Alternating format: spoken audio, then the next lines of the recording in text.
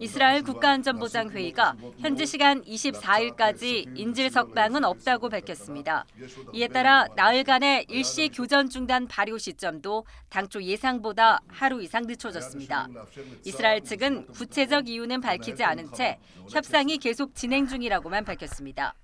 원래 합의안에 따라 인질 석방이 개시될 것이라면서도 이행을 위한 세부 사항들이 아직 최종 타결에 이르지 못했다고 외신들은 전했습니다.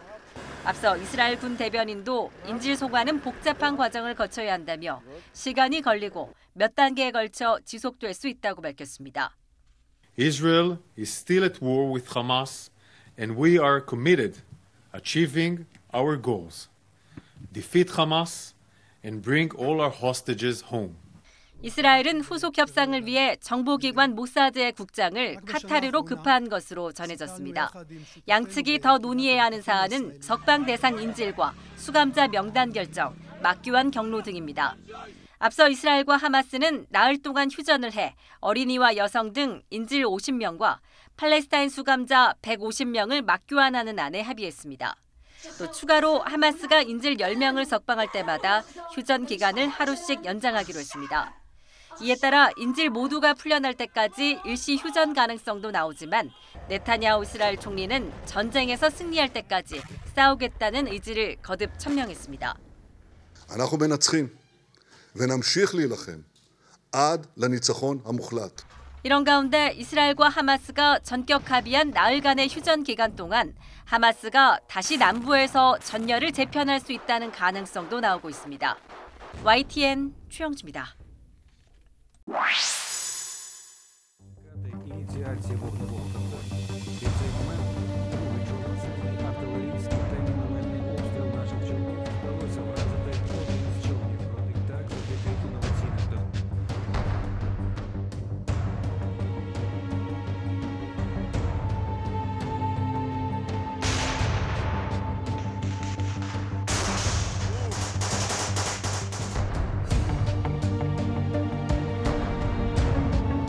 Все попытки ВСУ провести десантную операцию на Херсонском направлении не увенчались успехом.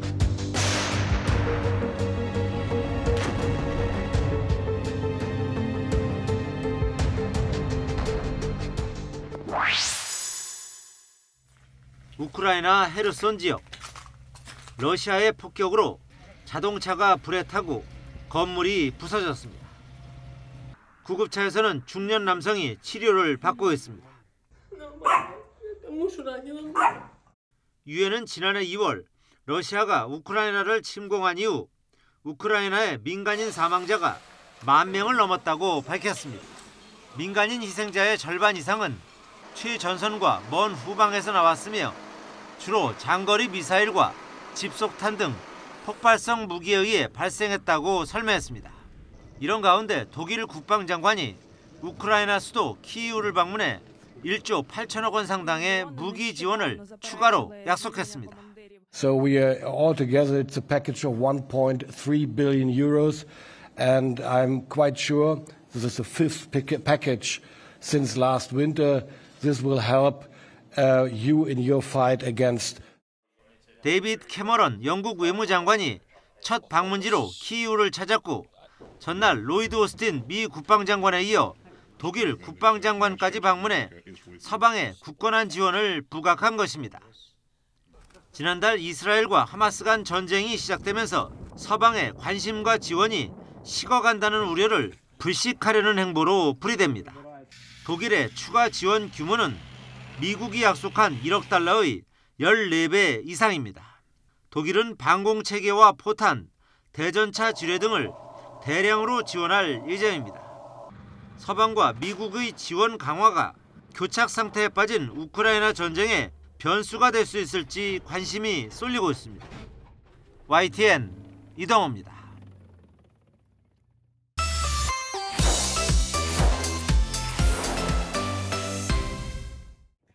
미국과 캐나다 사이 나야가라 폭포에 있는 국경 검문소에서 차량이 폭발했습니다. 목격자들에 따르면 미국 쪽에서 캐나다 국경 쪽으로 돌진한 차량이 펜스에 부딪힌 뒤 폭발했습니다. I seen something airborne. I first thought it was an airplane. It looked like slow motion. And I said, my God, it's a car. And it's a vehicle and it's flying through the air. He hit the concrete barrier. 이 사고로 차 안에 타고 있던 2명이 그 자리에서 숨졌고 입국심사 직원이 다쳤습니다. 폭발 사건 후 미국과 캐나다 당국은 뉴욕주와 캐나다 온타리오주를 연결하는 4개의 국경 검문소를 모두 폐쇄하고 경비를 강화했습니다. 나이아가라 폭포 인근 버펄로 나이아가라 국제공항도 운영이 중단된 것으로 전해졌습니다. 폭스뉴스는 익명의 소식통을 인용해 차량 폭발이 테러범의 소행이라고 보도했습니다. 안보당국으로부터 사건 브리핑을 받은 캐나다 총리는 차량 폭발 사건을 상당히 심각하게 보고 있다고 말했습니다. We are taking this extraordinarily seriously, and Mr. Speaker, I will have to excuse myself now to go get further updates and work on this very serious situation. 하지만 미 세관 국경보호국은 이번 폭발 사건을 난폭 운전으로 인한 화재로 보고 있다고 로이터가 보도했습니다. 뉴욕타임스도 수사팀이 폭발한 차량에서 폭발물을 발견하지 못했다면서 폭발은 차량 충돌에 의한 충격 때문인 것으로 전했습니다. YTN 정수입니다.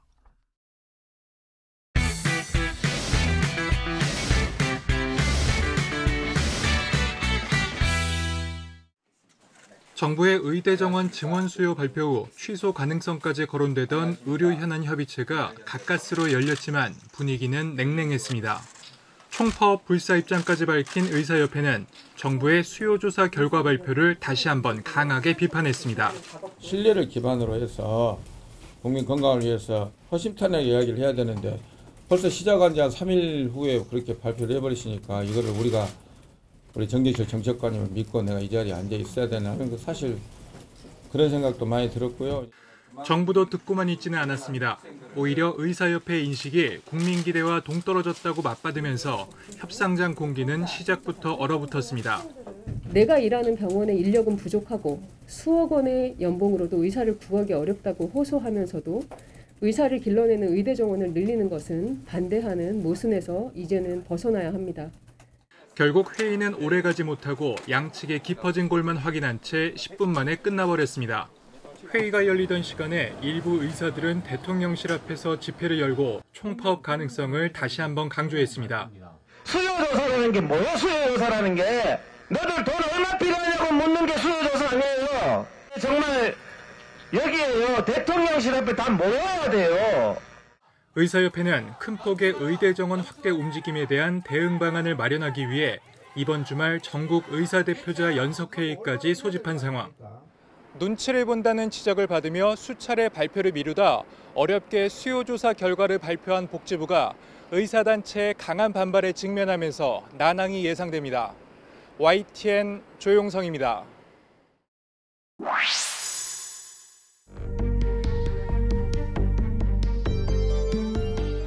유명 연예인부터 일반인까지 하루가 멀다 하고 벌어지는 마약 범죄를 뿌리 뽑기 위해 정부가 특단의 대책을 꺼냈습니다. 각종 마약 사건들로 국민 불안이 확산되고 있어 국민이 안심할 수 있는 마약 청정구 복귀를 목표로 마약류 관리 종합대책을 마련하였습니다. 최우선 목표는 국내 마약류 대부분을 차지하는 해외 밀반입의 차단으로 이를 위해 코로나19로 중단됐던 마약류 전수검사를 다시 실시하기로 했습니다. 마약 우번 국가로 분류되는 일부 동남아시아와 유럽 국가 여행자가 대상으로 검사 시점도 입국 심사 이후에서 이전으로 앞당겨 비행기에서 내리자마자 검사를 받게 됩니다. 또 해외 우번국에서 들어오는 특송 화물이나 국제 우편에 대해서는 검사 건수를 50% 이상 늘릴 계획입니다. 최근 새롭게 마약 유통 경로로 떠오른 의료용 마약류 처방 체계도 대폭 손보기로 했습니다. 여러 병원을 돌며 마취제나 수면제 등을 처방받는 이른바 뺑뺑이 마약 쇼핑을 막기 위해서인데 의료용 마약류 처방 시에는 과거 투약 이력을 반드시 확인하도록 했고 고의로 잘못 처방한 의사에게는 자격정지 처분까지 내릴 방침입니다. 재범률이 높은 마약 사건 특성을 고려해 의료와 재활 인프라도 확대합니다. 마약 치료와 재활 기간을 대폭 늘리고 중독 치료도 건강보험을 적용받도록 해 치료 접근성을 높이기로 했습니다. 이를 위해 내년 마약 대응 예산은 올해보다 2.5배 늘어난 602억 원으로 편성됐습니다. 정부는 마약류 확산 대응에 총력을 다해 하루빨리 마약 청정국 지위를 회복하겠다고 강조했습니다. YTN 부장원입니다. 서울 송파구 아파트 재건축 공사 현장입니다. 지난 8월 시공사 측은 문화재 발굴로 공사가 늦어지는 동안 오른 원자재값과 인건비를 포함해 공사비를 2천억 원가량 올려달라고 요구했습니다. 조합원 1명당 1억 4천만 원을 추가로 부담해야 하는 수준인데 협상은 아직 진행 중입니다. 한국부동산의 검증을 받아야 돼요, 저희가. 그게 나와야 저희도 이제 그 금액을 이제 협의가 가능해서 일단 나와야 돼요, 저희도. KT 판교 신사옥 시공자인 쌍용건설도 KT를 상대로 공사비를 올려달라는 시위를 벌였습니다. 물가 인상분을 반영해 171억 원 증액을 요구했지만 KT는 물가가 변동되더라도 계약을 유지한다는 특약을 이유로 난색을 보이고 있습니다. 금리 상승 등 대내외 악재로 폭등한 원자재 값과 인건비로 공사 현장 곳곳에서 분쟁이 벌어지고 있습니다. 실제로 공사비가 얼마나 올랐는지 따져봤습니다. 공사비의 가격 변동을 측정할 수 있는 건설 공사비 지수는 지난 9월 153.67로 지난해보다 3.5% 늘었습니다. 3년 전과 비교하면 28%나 급등했습니다. 2020년 1톤당 60만 원 선에서 거래되던 철근 가격은 작년 100만 원 선까지 폭등했다가 현재 90만 원대이고요. 그리고 레미콘과 시멘트 가격도 21년 대비 각각 31%, 42% 인상됐습니다. 공사비 증액 검증을 요구하는 사례도 늘었습니다. 지난 2019년 2건에 불과했던 한국부동산원의 검증 조정 건수는 매년 늘어 올해 벌써 28건으로 집계됐습니다. 공사 계약을 체결하는 단계부터 추후에 공사비 증액 요건이 발생할 경우에는 어떠한 기준으로 증액을 하는 건지를 명확히 할 필요가 있습니다. 전국 공사 현장에서 분쟁이 속출하는 가운데 전문가들은 소비자 물가지수나 건설 공사비 지수 등 공사비 증액 기준을 계약서상에 명시해야 분쟁을 줄일 수 있다고 조언합니다. YTN 윤혜리입니다. 평범해 보이는 사무실에서 업무를 보고 있는 여성. 사실은 몰래 인터넷 방송을 켠 겁니다. 업무를 이어가나 싶더니 갑자기 신체를 노출하기 시작합니다. 이 20대 여성은 다름 아닌 중앙부처 7급 주무관. 근무 시간 노출 방송은 여러 차례 계속됐습니다. 심지어 방송 도중 정부를 상징하는 태극 문양이 찍힌 문서도 작성하고 공무원증을 목에 거는 모습도 그대로 보입니다. 책상 옆에 부처 조직도가 방송에 고스란히 노출돼도 신경 쓰지 않습니다. 노출 방송은 업무 시간 화장실로 옮겨가며 계속 이어졌습니다. 수위가 굉장히 높았기 때문에 통상적인 방송이 아니라는 생각에 좀 의아했고 당황스럽고요. 이러한 방송을 하는 게 공무원으로서 하지 말아야 할 행위 같아서. 이 공무원은 해외에 서버를 둔 소셜미디어 라이브 방송을 주로 이용했습니다. 한 번 방송에 적게는 100명, 많게는 300명 가까운 시청자가 공무원의 은밀한 행각을 지켜봤습니다. 여성 공무원이 몸담은 부처는 국가개발사업을 담당하는 곳으로 이런 사실을 까마득히 모르고 있다가 국민신문고 제보로 뒤늦게 감사에 착수했습니다. 해당 공무원은 결국 정직 3개월 처분을 받았습니다. 공무원이 업무 시간에 업무에 집중하지 아니하고 어떤 이런 성인방송 같은 걸 찍었을 경우에는 그것은 단순한 기강회의를 넘어서서 실질적으로 공직사회의 평판에 크나큰 영향을 미칠 수 있기 때문에 해당 정부 부처는 이 공무원이 수익을 창출한 점은 확인하지 못해 품위유지 의무 위반 등으로만 처벌했고 징계 수위는 규정에 맞게 결정했다고 설명했습니다. 문제의 공무원은 얼마 전 징계 기간이 끝났지만 병가를 내고 사무실에 나오지 않고 있습니다. 7급 공무원이 성인방송 BJ로 활동하다 적발된 데 이어 근무 도중 부적절한 방송 사례가 추가로 드러나면서 공무원의 기강회의 논란이 또 한 번 도마 위에 오르게 됐습니다. YTN 권준수입니다. 퇴근 시간이 가까워지며 혼잡한 서울 지하철 2호선 을지로 3가역입니다. 외국인 남녀가 다른 여성 승객 1명을 사이에 두고 지하철에서 내립니다. 외국인 여성이 앞에서 옷을 여미는 척 시간을 끄는 찰나 뒤따르던 외국인 남성이 가방에 손을 쑥 집어넣습니다. 러시아에서 한국까지 건너온 원정 소매치기 일당입니다. 이들은 주로 지하철이 혼잡한 출퇴근 시간대 가방이 열려있는 승객을 대상으로 범행했습니다. 경찰 조사 결과 3명으로 구성된 소매치기단은 피해자가 바로 내리지 못하도록 막는 바람잡이, 주변 사람들 시선을 돌리는 안테나 등으로 역할을 나눠 범행을 저질렀습니다. 소매치기를 목적으로 한국에 들어와 보름 동안 집중적으로 돈을 훔친 뒤 러시아로 돌아갈 계획을 세운 것으로 조사됐습니다. 실제 9일 동안 무려 45시간 넘게 지하철을 타며 범행했던 것으로 확인됐습니다. 하지만 우리 경찰의 수사망을 끝까지 피하지 못했습니다. 외국인 3명이 피해자의 지갑을 몰래 훔치는 장면을 확보 후 이들에 대한 범행 전후 CCTV 분석 및 잠복 수사로 지하철로 이동 중인 피의자들을 현장에서 긴급 체포한 것입니다. 경찰은 3인조 소매치기단을 구속 상태로 검찰에 넘기고 검거 당시 소지품에서 나온 현금과 백화점 상품권 700만여 원을 압수했습니다. 또 함께 압수한 휴대전화를 포렌식 분석해 또 다른 범행이 있는지 들여다보고 있습니다. YTN 박정현입니다. 서울에 있는 한 대형마트. 검은 마스크를 쓴 남성이 상품권 무인교환기 앞으로 다가옵니다. 휴대전화로 여러 차례 바코드를 찍자 교환기에서 실물 상품권이 착착 나옵니다. 30대 남성 A씨가 교환한 건 중고거래 애플리케이션에 올라온 모바일 상품권. 돈을 주고 거래한 적도 없지만 A씨에겐 자기 것이나 마찬가지였습니다.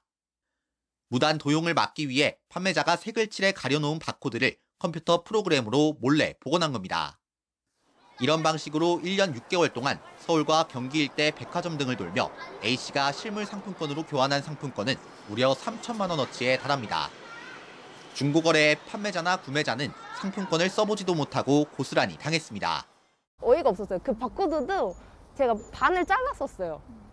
그 다 지운 것도 아니고 반을 자르고 위에 거를 지운 거였는데 이 사람이 다 살린 거죠. A씨는 상품권을 교환할 때 걸어서 이동하거나 마스크와 안경을 바꿔 쓰는 식으로 추적을 피해오다 결국 경찰에 덜미를 잡혔습니다. 경찰 조사에서 A씨는 수집벽이 있어 상품권을 모았을 뿐이라고 주장했지만 100만 원어치는 실제 사용한 것으로 드러났습니다. 이런 기술적인 수단을 이용해가지고 복원해서 범행에 이용할 수 있으니 중고거래를 할 때 바코드를 아예 게시하지 않도록 주의가 필요합니다. 경찰은 A씨를 불구속 상태로 검찰에 넘겼습니다.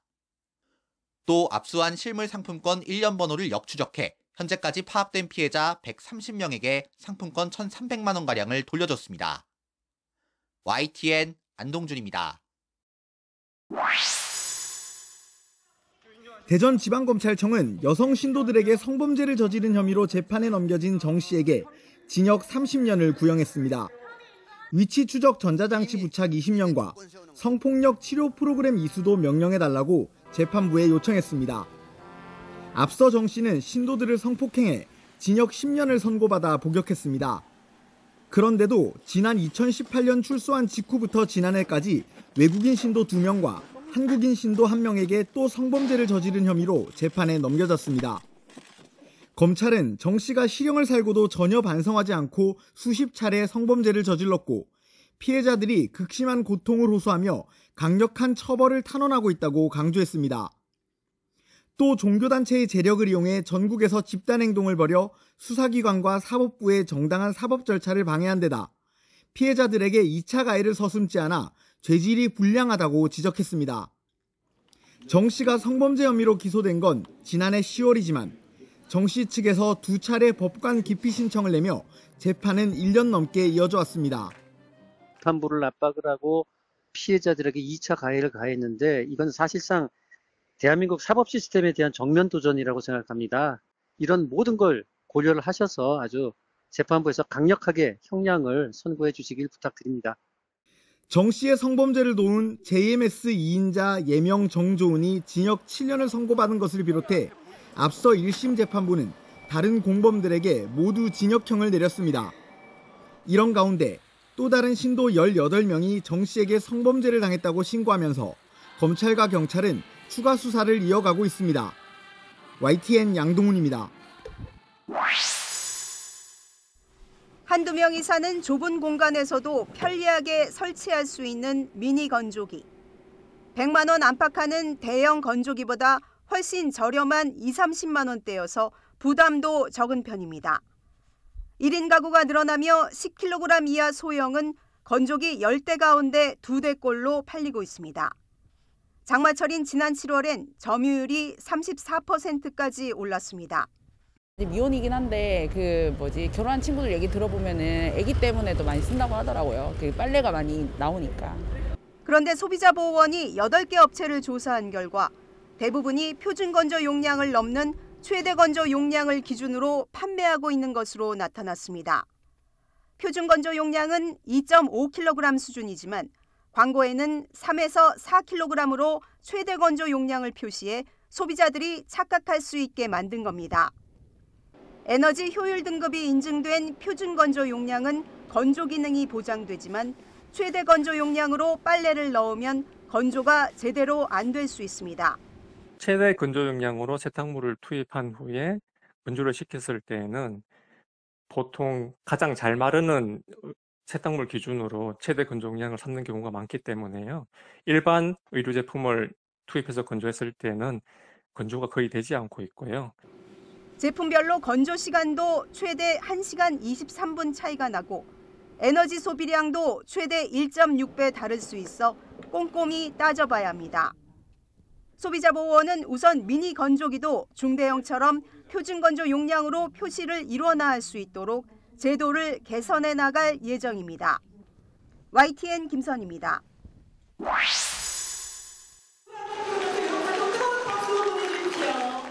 배추김치와 백김치, 동치미. 각양각색 김치들이 그릇에 소복이 담겼습니다. 11월 22일은 식품 최초로 법정 기념일로 지정된 김치의 날입니다. 이곳에서는 김치의 효능과 김장 문화의 가치를 알리기 위한 행사가 한창입니다. 김치의 무, 배추와 같은 원료 하나하나가 더해진다는 의미에서 11일. 김치의 다양한 항암성, 비만, 항비만성과 같은 그런 기능을 22가지 이상이 있다고 해서 22일. 한국 드라마 등의 영향으로 해외에서 한식 인기가 높아지면서 김치 수출이 늘고 있습니다. 지난 2011년 60개국에 불과했던 김치 수출국은 지난해 87개국으로 증가했습니다. 특히 북미와 유럽 지역으로 수출이 늘면서 올해 들어 10월까지 김치 수출국은 93개국으로 역대 가장 많습니다. 10월 말 현재 지금 1억 3,100만 불인데 과거에 우리가 제일 김치를 많이 수출한 게 21년입니다. 1억 6천만 불인데 금년에 분명히 돌파할 것 같아요. 다만 가파르게 오른 물가 탓에 잠시 주춤했던 김치 수입도 다시 늘고 있습니다. 올해 1월부터 10월까지 김치 수입액은 1억 3,600만 달러, 1,700억 원으로 머지않아 지난해 김치 수입액인 1억 7천만 달러, 2,200억 원을 넘어설 것이란 전망도 나옵니다. 정부가 배추와 천일염 등 비축 물량을 풀어 김장 물가 잡기에 나섰지만 식당 자영업자들이 체감하는 부담은 여전해 현실적인 지원 방안이 필요하다는 목소리가 나옵니다. YTN 황보혜경입니다. 기다란 로봇팔이 조리실 내에서 분주하게 움직입니다. 튀기고 휘젓고 학생 600여 명의 점심을 책임지는 급식 로봇입니다. 지난 8월부터 국내에 처음으로 급식 로봇 4대를 시범 운영하고 있습니다. 조리사들이 다듬은 재료를 틀에 담아만 두면 로봇이 직접 볶거나 튀겨서 요리를 완성합니다. 직접 맛본 학생들 반응도 나쁘지 않습니다. 전에는 어떤 거는 조금 눅눅하기도 하고 어떤 거는 바삭하기도 하고 이런 식으로 좀 차이가 있었는데 이제 저 로봇이 도입되고 나서는 튀김이 전체적으로 다 바삭바삭하고 급식 로봇이 만들 수 있는 기본 반찬은 100가지 종류가 넘습니다. 로봇 급식이 도입되고 난 뒤로는 메뉴가 엄청 다양하고 친구들한테 인기 많은 메뉴들이 더 많이 나오는 느낌. 매일 수백 인분의 식사를 준비하는 영양사와 조리사들의 부담도 줄었습니다. 튀김 작업이 2시간에서 3시간 가까이 될 때 사람이 직접 그 불 앞에서 뜨거운 그 조리hum을 맞지 않습니다. 지금 기름을 먹지 않고 저희가 작업을 하고 있고요. 문제는 기계가 너무 크고 비싸다는 겁니다. 로봇 팔과 인덕션, 프로그램까지 한 대 가격이 1억 5천만 원에 이르고 움직이는 반경을 고려하면 천장이 높고 폭이 넓어야 합니다. 반지 하나 지하에 조리실이 있는 학교에는 그림의 떡입니다. 물때, 기름때 묻은 로봇을 일일이 닦아주고 관리하는 것도 조리사들의 몫인데다 조리 과정에서 발생하는 미세분진, 조리흉 노출 우려도 여전하다는 지적입니다. 글쎄요. 영상에서 봤을 때 보니까 이게 조리흉이 그러니까 연기잖아요. 기름을 태우는 연기가 제대로 이제 빠져나가지 못하는 것을 봤습니다. 결국은 현장에 노동 강도를 완화하기 위해서는 인력이 많이 배치돼야 되고 또 중요한 거는 환기시설이 전면 교체가 돼야 된다. 오히려 로봇이 급식 종사자들의 일자리를 위협하진 않을까 우려가 나오는 가운데 서울시교육청은 당분간 고용을 유지하겠다고 밝혔습니다. 또 시범 운영 기간에 현장 조리사들의 만족도가 높았다며 건강지표를 추적 조사해 조만간 발표한다는 방침입니다. YTN 신지원입니다.